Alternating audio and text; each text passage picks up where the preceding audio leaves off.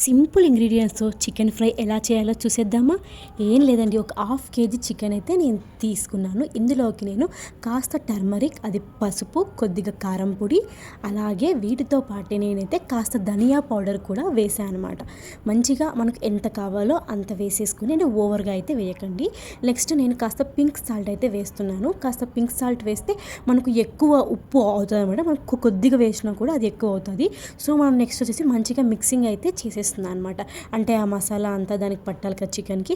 మంచిగా మిక్సింగ్ అయితే చేసేసి ఒక హాఫ్ అన్ అవర్ లేదా ఒక వీలైతే ఒక 1 అవర్ అయితే దాన్ని అలాగే నాననివ్వండి.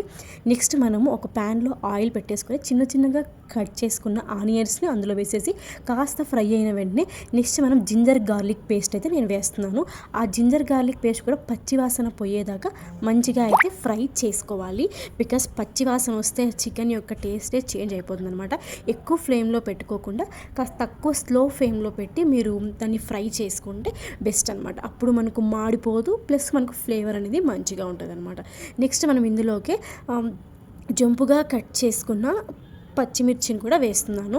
బికాజ్ ఎంత కారం పొడి వేసినా కాస్త పచ్చిమిర్చి కూడా వేస్తే చాలా బాగుంటుంది కాబట్టి లైట్గా అవి వేగిన వెంటనే నెక్స్ట్ మనం చిన్న చిన్నగా కట్ చేసుకున్న టొమాటోస్ని కూడా వేసేసి అవి మంచిగా మగ్గేదాకా మంచిగా అయితే ఫ్రై చేయాలి. అవి ఫ్రై అయిన తర్వాత నెక్స్ట్ నేను చెప్పాను కదా మీకు ముందే, ఇలా మ్యాగినేట్ చేసుకున్న చికెన్ ఉందనేసి ఆ చికెన్ని మనము అందులో వేసేసి మంచిగా అయితే మిక్స్ చేయాలి. నేను ఎందుకు ఇంత స్లోగా మిక్స్ చేస్తున్నా అంటున్నారా? ఒక హ్యాండ్తో మొబైల్ పట్టుకొని ఇంకో హ్యాండ్తో మిక్స్ చేయాలంటే కష్టమైపోతుంది. సో అందుకే ఇలా అయితే నేను చేశాను అనమాట. సో నేను మీకు ఇంకా బెటర్ వీడియోస్ని అయితే పోస్ట్ చేస్తాను. సో మనం స్టార్టింగ్లో కొద్దిగానే వేసుకున్నాం కదా సాల్ట్.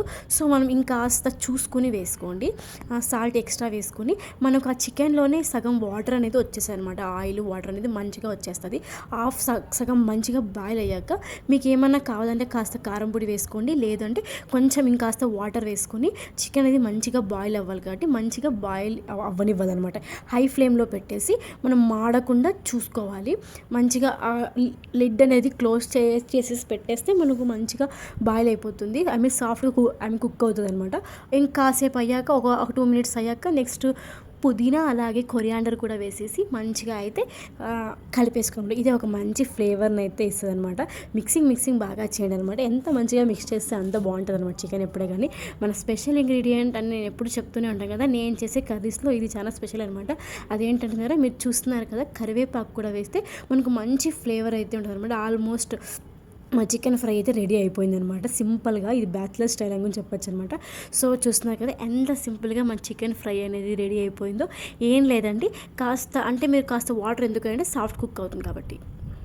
సో మీరు ఏం లేదండి, ఆ వాటర్ అనేది ఇంకిపోయేంత వరకు మంచిగా బాయిల్ చేసేసుకుంటే చాలన్నమాట. లో ఫ్లేమ్లో మనకు చికెన్ ఫ్రై అనేది రెడీ అయిపోతుంది. So thank you for watching. Subscribe చేయడం మాత్రం మర్చిపోకండి.